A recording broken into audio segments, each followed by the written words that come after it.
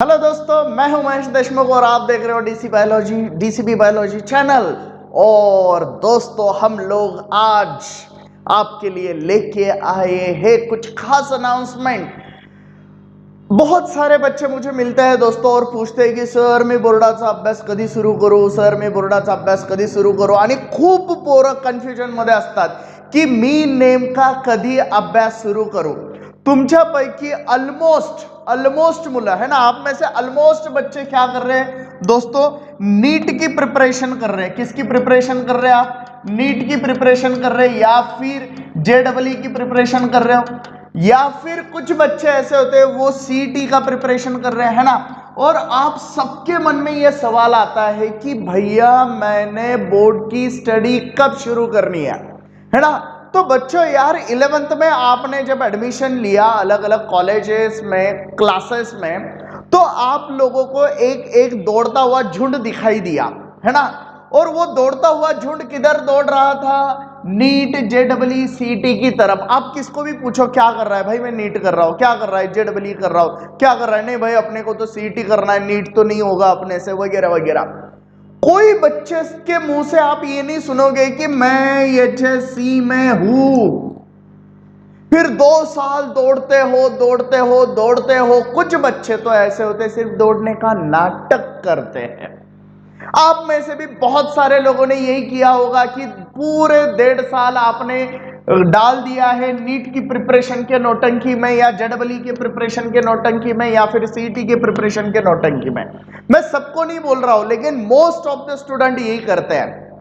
और फिर कुछ तो सिंसियर स्टूडेंट होते हैं जो बहुत अच्छे से ये एग्जाम्स के लिए प्रिपेयर कर रहे हैं। तो ये जो प्लान मैं बताने जा रहा हूं दोस्तों, ये दोनों के लिए है।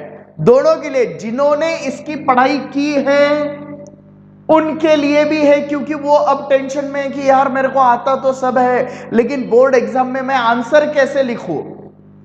आता सब है बच्चों, आपको सब आता है, सब कॉन्सेप्ट्स क्लियर है आपको। आपने जहां पे भी क्लास किया होगा, जहां पे भी आपने सीखा होगा, उन्होंने आपको बहुत ही अच्छे से सिखाया ही होगा। लेकिन मोस्ट ऑफ द इंस्टीट्यूशंस में बच्चों बोर्ड एग्जाम की अलग से तैयारी नहीं होती है। आपको बस दौड़ाया जाता है इस रेस में, और फिर एग्जाम तो इसकी देनी है, आपको बोर्ड एग्जाम देनी है। तो मैंने क्या करना चाहिए, इसका आंसर मैं आपको इस वीडियो में देने जा रहा हूं। तो इस चैनल को दोस्तों सब्सक्राइब और लाइक जरूर करना, क्योंकि यहां पे आपको मिलने वाले हैं पूरे बोर्ड बायोलॉजी के लेक्चर्स, वो भी इतने शॉर्टकट में कि भैया आपका काम बन जाए। बोर्ड एग्जाम का टेंशन मत लो, इस चैनल पे बने रहो। एग्जाम के एक दिन पहले तक आपको सारी चीजें यहां पे मिलने वाली है, बस यहां पे बने रहना। चलो क्या करना है, बच्चे बोलते हैं कि सर मैंने पढ़ाई कब शुरू करनी है। पहली चीज बताने जा रहा हूं मैं, पढ़ाई कब शुरू करनी है। भैया पढ़ाई तो तूने 11th में ही शुरू करनी थी, अब तू लेट हो गया है। सबसे पहले तो यही बात है भाई, पढ़ाई कब शुरू करनी है। भैया पढ़ाई तो तूने 11th में ही करनी चाहिए थी, है ना। अगर की है, अगर आपने 11th में पढ़ाई की शुरुआत की है तो आप टेंशन मत लो, भाई लोग। क्योंकि है ना, मैं यहां पे उन बच्चों के बारे में बोल रहा हूं जिन्होंने पढ़ाई की है, अब तक उन्होंने पढ़ाई की है ना, और ये पढ़ाई करने की सोच रहे हैं, विलिंग, है ना, ये पढ़ाई करने की सोच रहे हैं, इन्होंने पढ़ाई करके बैठे हैं। बस इनमें और इनमें डिफरेंस क्या है, इनको बहुत कुछ आता है लेकिन क्या लिखना है मालूम नहीं, और ये तो भाई हमारे जैसे है, कुछ आता नहीं है, क्या करूं बस बताओ इतना। ओके, तो पहले तो हम लोग इनकी बात करते हैं। अगर आपने बहुत अच्छे से पढ़ाई किया है बच्चों, तो बिल्कुल टेंशन मत लो, बिल्कुल टेंशन मत लो। आपने बहुत अच्छे से अगर पढ़ाई की है तो आपके सारे कॉन्सेप्ट्स क्लियर है, आपके सारे कॉन्सेप्ट्स क्लियर है। ओके, नहीं है तो आके वीडियो देख के जाओ, नहीं है तो आके वीडियो देख के जाओ, है ना। दूसरी चीज आप लोगों को बैठने की अच्छे से आदत हो गई है। पढ़ाई करते वक्त आपको बैठने की अच्छे से आदत हो गई है। जब आप पढ़ाई कर रहे हो तो है ना। अब इनकी प्रॉब्लम क्या है, अब इनकी प्रॉब्लम सुनते हैं। इनके कॉन्सेप्ट्स क्लियर नहीं है ना। तो दोनों ने क्या करना चाहिए, दोनों ने क्या करना चाहिए, तो मैं बताता हूं भैया, तुम लोगों ने पढ़ाई स्टार्ट कर देनी है दिसंबर से। कब से? दिसंबर से। आप बोलोगे सर इतने जल्दी पढ़ाई करनी है? हाँ बेटा, पढ़ाई तो अभी करनी है। जिसने की है वो तो ऑलरेडी कर रहा है, फिर उसको दिसंबर आए या जनवरी आए क्या फर्क पड़ रहा है। जिसने नहीं की है भैया उसको तो आना ही होगा, है ना। लेकिन दिसंबर को पढ़ाई शुरू करने से पहले आपको क्या करना है, तो आपको बच्चों सबसे पहले अपनी स्टेट बोर्ड की बुक खोलो। क्या करो, अपने स्टेट बोर्ड की बुक खोलो, है ना। देखो भैया उनमें नंबर ऑफ चैप्टर्स कितने हैं, नंबर ऑफ चैप्टर्स कितने हैं ये पहले देखो। बहुत सारे बच्चे, मैं नहीं बताऊंगा, है ना, बहुत सारे बच्चे ऐसे जिनको मालूम ही नहीं है नंबर ऑफ चैप्टर्स कितने हैं। ओके, फिर उसमें से कौन से चैप्टर आपको अच्छे से आते हैं, है ना। हमारी स्ट्रेंथ क्या है, कौन से टॉपिक ऐसे हैं बच्चों जो आपको अच्छे से आते हैं, उनको देखो, राइट। और उनका नंबर देखो। अब भैया अगर उसका नंबर एक ही है, सर मेरे को एक चैप्टर बहुत भारी आता है, भैया कुछ नहीं होने वाला, तेरे को और ज्यादा नंबर्स बढ़ाने पड़ेंगे। एटलीस्ट मैं क्या कहता हूं, दिसंबर मंथ आने के पहले आपके कम से कम 10 टॉपिक, कम से कम बायोलॉजी के 10 टॉपिक आपके परफेक्ट होने चाहिए। क्या होने चाहिए बच्चों? परफेक्ट होने चाहिए। अगर नहीं है तो करो, अगर नहीं है तो नवंबर में करो। और उस टाइम पे, है ना, मतलब हम लोग इस महीने में क्या करने जा रहे हैं, अगर आप चैनल खोल के बैठ जाओ तो आपको क्या दिखेंगे, हर एक टॉपिक वाइज आपको कुछ लेक्चर्स मिलेंगे जो स्पेसिफिकली बोर्ड के हिसाब से बनाए हैं, है ना। उसमें नीट के हिसाब से हम लोगों ने नहीं बनाए। नीट के लेक्चर देखने तो अलग से देख लेना भाई, बोर्ड के लिए अलग से लेक्चर बनाए हैं। उसमें से कम तेरे को कितने टॉपिक परफेक्ट करने, 10 टॉपिक परफेक्ट करने, है ना। तो पहले तो बुक खोलो भाई, फिर नंबर ऑफ चैप्टर देख लो, फिर आपकी स्ट्रेंथ क्या है देख लो, और स्ट्रेंथ अगर कम है तो वो बढ़ा लो, वो क्या करो, बढ़ा लो। फिर जैसे मैंने बोला दिसंबर से क्या करना है, पूरे दिसंबर से एक चीज ही याद रखो बच्चों कि मुझे कम से कम 5 चैप्टर कि हर एक सब्जेक्ट के क्या करना है, मुझे कम से कम 5 चैप्टर। अब आपको क्या करना है, अगर आप लोग नीट जेडब्ल्यू के लिए प्रिपेयर कर रहे हो या सीटी के लिए प्रिपेयर कर रहे हो, तो 2 चीज करो, आप उसको डिवाइड करो। आपका टाइम जो है ना बच्चों, टाइम स्लॉट जो है ना, वो डिवाइड करो, है ना। आप जिस एग्जाम के लिए पढ़ रहे हो, इतने मेहनत से पढ़ रहे हो, देखो उसको ब्रेक मत करना बच्चों। आप नीट का प्रिपरेशन अगर कर रहे हो तो उसको ब्रेक मत करो, क्योंकि उसको अगर ब्रेक करोगे और इतने दिन अगर बोर्ड एग्जाम्स की प्रिपरेशन करोगे तो प्रॉब्लम क्या होगा, जब आप लोग बोर्ड एग्जाम खत्म होने के बाद क्रैश कोर्स को आते हो, यानी फिर से नीट की तैयारी को लगते हो, तो आपको लगता है यार मैं भूल गया हूं, क्योंकि इधर बच्चा 38 टॉपिक है पूरे, है ना। और इतने टॉपिक को अगर 2 महीना अगर आप लोग नहीं देखोगे तो बच्चों आप लोग परेशान हो जाओगे बाद में। इसलिए हमेशा एक चीज याद रखो, बोर्ड की एग्जाम नजदीक आने तक, यानी 1 फरवरी तक बिल्कुल भी अपनी कॉम्पिटिटिव की तैयारी रुकानी नहीं है, बिल्कुल भी तैयारी रुकानी नहीं है 1 फरवरी तक। तो तब तक आप क्या करोगे, टाइम स्लॉट को डिवाइड करोगे, टाइम स्लॉट को क्या करोगे, डिवाइड करोगे, है ना। 75% टाइम जाएगा कॉम्पिटिटिव के लिए और 25% टाइम जाएगा बच्चे बोर्ड के लिए। किसके लिए जाएगा, बोर्ड के तैयारी के लिए। और इस तैयारी में हम लोग क्या करने वाले हैं, मतलब आप नवंबर महीना है अभी, तो आप लोग क्या कर रहे हो, अभी पूरा स्ट्रेंथ बनाओ। 10 से ज्यादा टॉपिक मेरे को अच्छे आने चाहिए हर सब्जेक्ट के, है ना। उसके बाद हम लोग दिसंबर में क्या करने वाले हैं बच्चों, हर एक टॉपिक को अच्छे से, मैंने जैसे बोला 5-5 टॉपिक, दिसंबर में 5 टॉपिक, जनवरी में 5 टॉपिक, क्या करेंगे हम लोग, वो पूरा टॉपिक अच्छे से प्रिपेयर करेंगे, उसके एक्सरसाइज अच्छे से प्रिपेयर करेंगे, है ना। क्या क्या करने वाले हैं हम लोग, टॉपिक को प्रिपेयर करेंगे, टॉपिक को प्रिपेयर करेंगे और उसकी एक्सरसाइज को बहुत अच्छे से करेंगे, और उसकी एक्सरसाइज को क्या करेंगे बच्चों, हम लोग बहुत अच्छे से करेंगे, है ना। और उसमें फिर आंसर लिखने के स्टाइल क्या है वो भी मैं आपको बताने वाला हूं कि किस टाइप से कौन से क्वेश्चन के, कौन से टॉपिक के क्वेश्चंस को कैसे आंसर करना है, कैसे आंसर की शुरुआत करनी है, कैसे उसको लिखना है, ये सारी चीजें मैं आपको आराम से बताने वाला हूं, वो आप टेंशन मत लो, है ना।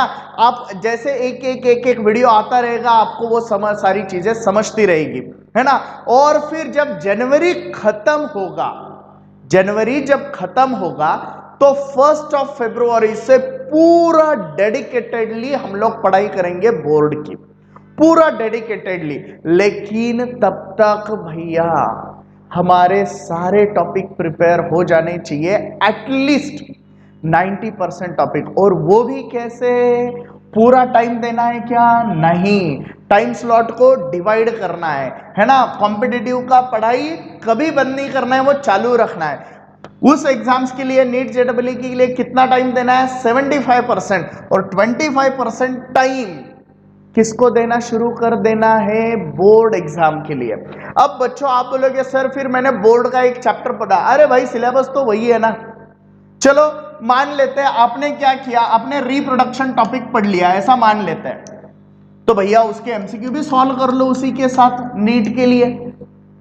आपने पीआईवी पढ़ लिया, principles of inheritance and variation, board exam के लिए पढ़ा है, स्टेट बोर्ड के बुक से पढ़ा है, उसके एक्सरसाइज के क्वेश्चन सॉल्व किए, भाई नीट के एमसीक्यू भी सॉल्व कर ले उसके साथ। ये करना है आपको नवंबर और दिसंबर में। In detail chapter wise study plan भी मैं देने वाला हूं। तब तक इस चैनल को लाइक और सब्सक्राइब करना मत भूलिए, है ना बेटा। तो सबसे महत्वपूर्ण चीज आपने इसमें क्या सीखी है, तो एक, आप लोग दिसंबर से पढ़ाई को शुरू करने वाले हो, दिसंबर आने के पहले आप लोग क्या करने वाले हो, नवंबर में आप लोग आपकी स्ट्रेंथ बढ़ाने वाले हो। स्ट्रेंथ बढ़ाने के लिए कुछ स्पेसिफिक चैप्टर को आपको बहुत परफेक्ट करना है, नहीं है तो चैनल पे आके वीडियो देखने हैं, ओके। उसके बाद हम लोग जितना टाइम पढ़ाई कर रहे हैं, है ना, तो उसमें हम लोगों को क्या करने, टाइम स्लॉट करने हैं। 75% टाइम हमारे नीट जेडब्ल्यू के लिए रहेगा, 25% टाइम जो है वो हमारे बोर्ड के प्रिपरेशन को रहेगा। ये चीज को आपको अच्छे से ध्यान में रखना है। तो मिलते हैं नेक्स्ट लेक्चर में, थैंक यू सो मच।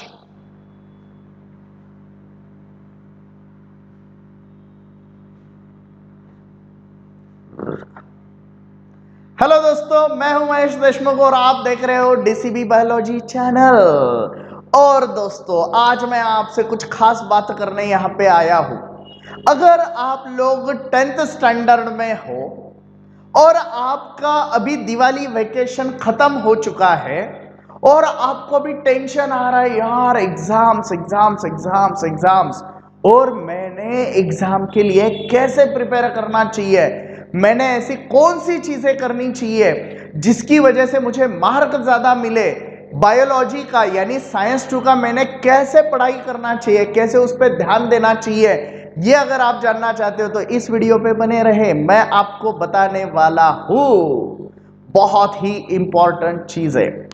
तो चलो दोस्तों स्टार्ट करते हैं आपकी साइंस 2 की बात। किसकी बात चल रही है, साइंस 2 की। आप बोलोगे सर सिर्फ साइंस 2 क्यों बता रहे हो, भैया पूरा बताऊंगा, लेकिन पहले साइंस 2 क्यों, क्योंकि इसमें आता है आपका बायोलॉजी। और अगर बच्चों आप लोग आपका करियर लाइफ साइंस में करना चाहते हो तो आपको ये चीज बहुत ज्यादा इंपॉर्टेंट है, इसलिए हम लोग यहां से शुरुआत करने जा रहे हैं। तो पढ़ाई करते वक्त आपने क्या करना चाहिए, सबसे पहली बात, सबसे पहली बात तो बच्चों, सबसे पहले टेक्स्ट बुक का रीडिंग बहुत अच्छे से करो। टेक्स्ट बुक रीडिंग केयरफुली करो। आप लोग क्या करते हो यार, 10वीं के बच्चे, आप लोग क्या करते हो, यानी कहीं कौन सी भी एक नोट्स उठा लेते हो, कोई भी एक गाइड उठा लेते हो और उसमें से कौन से क्वेश्चन है और उसके आंसर ये रटना शुरू कर देते हो। सबसे पहली बात, अगर आपको लाइफ साइंसेस में बहुत अच्छा आदमी अगर बनना है तो भाई ये बंद कर दे, ये चीजें बंद कर दे, रटना बंद कर दो। सबसे पहले तो बच्चों क्या शुरू करो, टेक्स्ट बुक केयरफुली रीड करना शुरू करो। आप बोलेगे सर मैंने तो बहुत पढ़ने की कोशिश की लेकिन समझ नहीं रहा है। अगर नहीं समझ रहा है तो इसी चैनल के सारे वीडियोस में आपको कॉन्सेप्ट पढ़ाते वक्त ही आपका टेक्स्ट बुक का हर एक पेज का लाइन टू लाइन रीड करके बताया है, यानी कॉन्सेप्ट भी क्लियर और टेक्स्ट बुक भी क्लियर। तो भैया पहले टेक्स्ट बुक केयरफुली रीड करो, फिर उसके कॉन्सेप्ट्स को क्लियर करो, फिर उसके कॉन्सेप्ट्स को क्लियर करो। उसके बाद उस टॉपिक को मल्टीपल टाइम रीड करो, मल्टीपल रीडिंग मारो, उस चैप्टर को मल्टीपल रीडिंग मारो। और ये होने के बाद क्या करोगे, एक्सरसाइज को सॉल्व करने की कोशिश करो। यार आंसर लिख के तो देखो यार कैसे बनते हैं, आंसर लिख के तो देखो। और फिर उसके बाद हमारे कुछ नोट्स आपके पास रहेंगे, उस नोट्स में से वही आंसर जो आपने लिखा है, जो नोट्स में लिखा है, उसको कंपेयर करो। बेटा आपकी लैंग्वेज में थोड़ा बहुत अगर आगे पीछे हो रहा है तो उसका टेंशन मत लो, रट्टाड़ मत बनो बच्चों, रट्टा मारने वाले मत बनो, रट्टू पोपट मत बनो। अगर आपको कॉन्सेप्ट्स क्लियर हो रहे हैं, थोड़े बहुत वर्ड्स इधर उधर हो रहे, लेकिन आंसर अगर आप अपना अपना लिख सकते हो तो हमेशा उसी को ट्राई करो। तो बच्चों कैसे पढ़ाई करोगे, सबसे पहले मैं करूंगा टेक्स्ट बुक रीडिंग, वो भी बहुत ज्यादा केयरफुली। फिर मैं करूंगा उसमें से कॉन्सेप्ट्स क्लियर, अगर नहीं हो रहे हैं तो मैं वीडियो देख लूंगा। फिर मैं उसी चैप्टर का मल्टीपल रीडिंग करूंगा और उसके बाद मैं एक्सरसाइज को सॉल्व करूंगा और फिर मेरा वो चैप्टर कंप्लीट हो जाएगा। ऐसे हर टॉपिक के लिए हम लोगों को करना है बेटा। यार टॉपिक है ही कितने, पूरे मिला के 10 चैप्टर है भाई। 10 चैप्टर में सोशल हेल्थ और डिजास्टर मैनेजमेंट 2 आते हैं। वो तो प्रैक्टिकल वाली चीजें है ना यार, वो तो प्रैक्टिकल वाली चीजें, वो तो आपको समझनी ही चाहिए, है ना। बचते 8 चैप्टर जो प्योरली बायोलॉजी के हैं। तो उसमें अगर हम लोग अभी से स्टार्ट कर रहे हैं, अगर मैं आज से उसको स्टार्ट करने जा रहा हूं तो यार नवंबर और दिसंबर में हर एक हफ्ते में अगर मैं एक चैप्टर कंप्लीट करता हूं तो दिसंबर तक मेरे साइंस 2 के सारे टॉपिक क्लियर हो जा रहे हैं। हर हफ्ते एक चैप्टर। साइंस 2 को आप जितना पढ़ाई को टाइम दे रहे हो उसमें से पूरे एक हफ्ते में एक चैप्टर नहीं होता है क्या बेटा? तो 2 दिन पहले तो उसको अच्छे से केयरफुली रीड करो, उसके बाद उसके कॉन्सेप्ट रीड करते करते समझ लो या वीडियो देख लो, जो टॉपिक नहीं समझ में आ रहा है वो देख लो। उसके बाद उसको और 2 दिन फिर से पढ़ो। अभी एक बार अगर टाइम लगा ना पढ़ने को तो नेक्स्ट टाइम पढ़ते वक्त उतना टाइम नहीं लगता है। फिर एक दिन उसका एक्सरसाइज सॉल्व करो। 5 दिन में तो ये काम हो रहा है और 2 दिन बचे हुए हैं, तो वो दिन में उसी टॉपिक के अलग अलग क्वेश्चंस जो बनते हैं, है ना, अलग अलग पब्लिकेशंस में, वो देख लो, है ना। ऐसा हर हफ्ते एक टॉपिक, हर हफ्ते एक टॉपिक। अब 1 वीक 1 चैप्टर, तो 1 मंथ में कितने चैप्टर हो रहे बेटा तेरे कवर? 4 चैप्टर हो रहे। कितने चैप्टर कवर हो रहे? 4 चैप्टर हो रहे। 1 मंथ खत्म होने के बाद 1 वीक जो है ना बेटा, वो सिर्फ रिवीजन को दे देना। वो सिर्फ किसको दे देना? रिवीजन को दे देना। फिर 1 हफ्ता वो होने के बाद, यानी पहले 4 हफ्ते तूने 4 टॉपिक किए, 5वें हफ्ते में तूने रिवीजन किया, 6, 7, 8, 9 वीक तक आपके कितने हो जाते हैं, है ना, 9th वीक तक आज तेरे कितने हो जा रहे टॉपिक? 8 टॉपिक हो जा रहे बेटा, 8 चैप्टर हो जा रहे। 10th वीक में फिर से एक बार क्या कर लेना बेटा, रिवीजन कर लेना। क्या कर लेना? रिवीजन कर लेना। भाई इस तरीके से चला जा, अगर तेरा एक भी मार्क कम हुआ तो मेरे को आके बोल। समझ में आ रहा है? तो दोस्तों मुझे होपफुली ऐसे लगता है कि आपको ये सारी चीजें समझ में आई होगी, आपको ये स्टडी प्लान समझ में आया होगा, ऐसे ही आपको जाना है। ओके बेटा, कोई भी अगर डाउट हो, कोई भी चीज हो तो आप कमेंट बॉक्स में लिख सकते हो, या फिर हमारे है ना व्हाट्सएप नंबर पे आप मैसेज कर सकते हो। आपको अगर कोई भी डाउट है तो आप इस नंबर पे मुझे व्हाट्सएप कर सकते हो। ओके, तो चलो, थैंक यू सो मच।